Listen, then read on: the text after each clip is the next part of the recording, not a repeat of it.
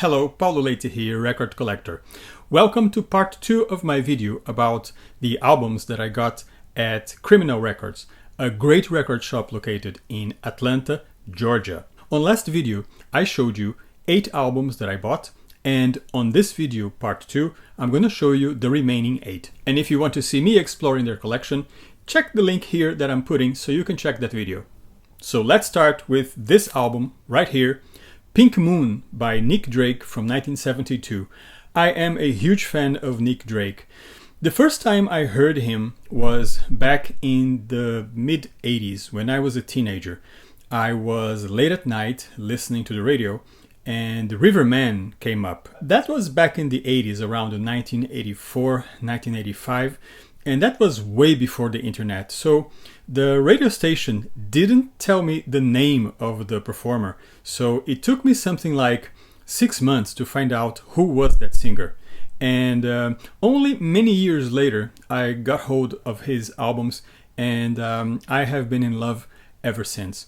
He was an amazing composer with a rare sense of both composing beautiful melodies and the most poetic lyrics I have ever seen. It's very sad that someone like Nick Drake had such a deep descent into depression to a point that it cost him his life. I know that during his lifetime, his albums, his 2 previous albums, 5 Leaves Left and Brighter Later, were not quite successful. And that has to do in part with his extreme reluctance to tour or do interviews or appear on any promotional activity regarding the release of his albums. That's very sad, and I can only wonder what an amazing career he would have had if he had survived his depression. And by the way, years ago, car maker Volkswagen released a commercial with his song Pink Moon. And you can look on YouTube, you search for Volkswagen Milky Way. Milky Way was, I think, the name of the campaign. And it's a beautiful commercial. It starts with 2 couples, I think. They are driving through the night in a convertible Volkswagen. And they are on their way to a party somewhere. And they drive through the beautiful night with stars and the moon and night breeze. And when they arrive at the party, they see these awful lights and drunk people everywhere, and they don't even get out of the car. They look between themselves and they talk silently. They read each other's minds and they just keep on driving, and then the night becomes even more magical. It's a beautiful commercial that you should check. It's one of those rare commercials that pretty much complement the music and the music complement the commercial. People usually think, and there is some truth there, that artists sometimes get corrupted by commercials that overuse or exploit the beauty of the song to sell stuff. It's the idea of the cheap commercialization of art. Yeah, there is some truth in that many times, but not in this case. This campaign is truly beautiful, and I'm sure if Nick Drake was alive, he would have approved it very much. So this is a great album, and you should check Nick Drake. Next, I have for you Scratch by the Crusaders. This is from 1974, the year that I was born. This is a live album recorded at the Roxy Theater in Hollywood, California. It's a very nice concert album. I usually don't like live albums, but this one is very good. I'm a huge fan of the Crusaders, and they are exquisite musicians, and the songs here are very well chosen. You can find here Eleanor Rigby, the Beatles classic, and also So Far Away by Carola King, a song that appears on their studio album Crusaders 1, which is also a great album that actually I showed on the video that I made in Munich on M2 Music Secondhand, a great record shop located in Munich, Germany. I'll put the link right here so you can check that video. There are lots of albums from them that are missing in my collection because they released so much stuff, and every time I find something, I quickly buy it. So this is a great album. Next, I have for you Streetlife Serenade by Billy Joel, also from 1974. There was a quadraphonic version that was released back in the day. And this quadraphonic mix has been released on Super Audio CD. So I recommend you check that version because that mix is also very good. If you can listen to a multi-channel at your place, try it. You probably like it. Yesterday, when I was listening to another Billy Joel album, I was thinking to myself, Billy Joel is probably the American Elton John. So I typed on Google, and I was flabbergasted to see that lots of people have asked that question in the past, and a lot of people say that yes. So I wasn't being original at all by thinking that. Actually, a lot of people have suggested this same idea. Some people suggest that Bruce Springsteen is the American version of Elton John. There is some merit in that.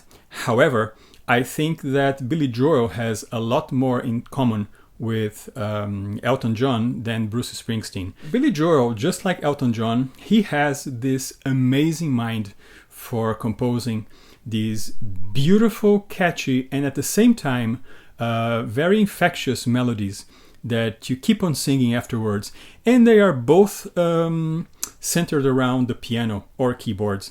Well, Elton John didn't start that way, but he quickly evolved into that direction. Let me know what you think. The first time I heard him was, again, when I was a teenager. I was a huge fan of a TV show back then called Moonlighting with Bruce Willis and Sybil Shepherd. And I remember there was an episode where Bruce Willis has this amazing musical number, and the song that plays on that number is Big Man on Mulberry Street, a song from his album The Bridge. I'm very happy with this buy. And interesting, I got a second album also by Billy Joel, Turnstiles from 1976. This is another classic with that beautiful song, New York State of Mind. There is also a song here called Say Goodbye to Hollywood that copies the same beat, the same style and tone and mood of a classic song by the Ronettes called Be My Baby that was produced by Phil Spector. Those two songs are very similar. When you look at artists today, how they are very quick to sue other artists for plagiarism, I wonder how Billy Joel was never sued by the Phil Spector estate over this.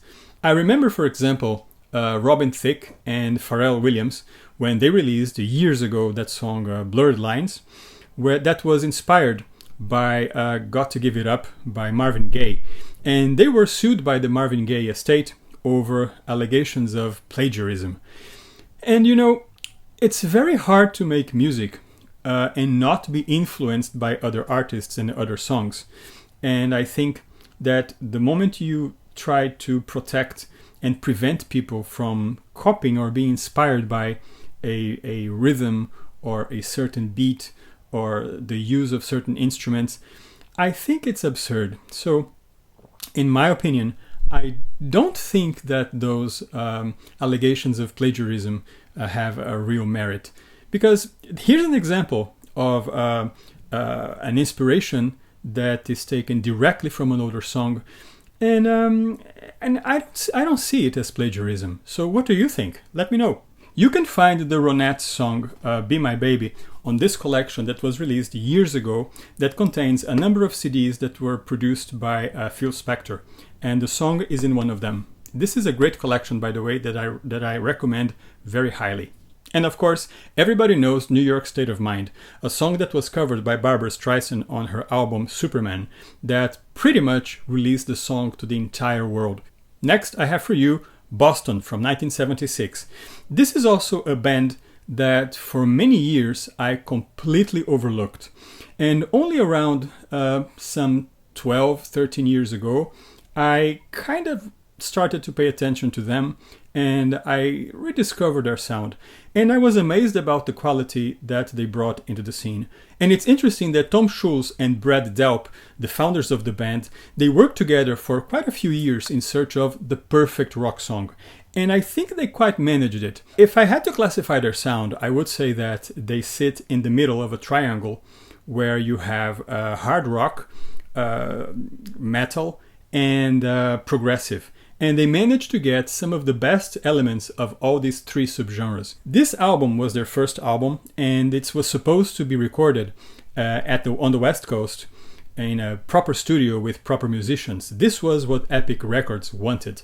However, they went back to Massachusetts and recorded the entire album on their own home studio. And I also got their second album from 1978. These are two albums from this great band that you should rediscover. Next comes a guilty pleasure. This is The Village People, Go West from 1979. Well, I have many of these songs on compilations that I bought over the years. I don't like compilations, but many times I'm looking for a song from a small artist, and the album was never available on CD, and I can only find that song on one or two compilations. And most of these compilations with music from the 70s, they contain songs from The Village People. So I probably don't need this album, but it's fun to have it anyway. I have always been a huge fan of disco, and The Village People were an amazing musical act. They were put together by two French disco producers, Jacques Morali and Henri Bellolo. They had some success in France with Eurodisco, and around 1977 they decided to try their luck in New York City. Upon arriving in New York, they got together with Victor Willis. Victor Willis, who was the singer on The Village People, he had that muscular and at the same time very silky voice that we can find on artists like Eddie Levert from the OJs, and I would even say Teddy Pendergrass. So I would say that Victor Willis is a singer as good as those. But sadly, he had lots of struggles in his career, namely his struggle with addiction, that pretty much took the best out of him. And also the fact that disco was such a short-lived genre. By 1980, it was practically gone, and The Village People had no more market. And they tried to reinvent the band, taking different looks, changing their sound, but they never got the same success that they had during the disco era. A decade or two later, they were a nostalgia act. But I would say that Victor Willis, in my opinion, should have had a much better, a much bigger career than he had, because his voice is amazing. I hope he will someday manage to record something, because I think he really deserves the recognition he never had. And last but not the least, this is an album that I bought by mistake. It's Roger Waters' The Wall, live from Berlin, released in 1990. When I got this album, I was on a hurry. I was on my way to the cashiers. I had spent hours exploring their collection. I saw this and I said, oh my God, The Wall. And that's for $5. It was a steal. But I didn't notice that this was the live version and not the original album. I don't have the original album. For many years, that album eluded me. I know it's not very difficult to find, but many times I was in a record shop and I was looking for something else, or it was either too expensive or they didn't have it. So I never managed to buy it. But I will buy it, and I will listen to it before I listen to this one. I want to listen thoroughly to The Wall before I can listen to this one. I had listened to the album years ago, but I never listened to it from beginning to the end. And that's what I'm going to do. So I will keep this one and I'll listen to it later. A few things that I listened from here left me a little bit underwhelmed, but Roger Waters is an amazing musician and composer, and I'm sure there are great stuff here for me to discover. So I'll keep this one. Roger Waters' The Wall, live from Berlin, 1990. The Village People, Go West, 1979. Boston, Don't Look Back, 1978. Boston, 1976. Turnstiles, Billy Joel, 1976. Streetlife Serenade, Billy Joel, 1974. Scratch by the Crusaders, 1974. Pink Moon by Nick Drake, 1972. So here we go, 16 amazing albums that I got at Criminal Records, a great record shop located in Atlanta, Georgia. And please remember, visit record shops, buy records. Music is life. If you enjoyed this video, please give it a like and subscribe to my channel. There's more great content coming soon. Thank you.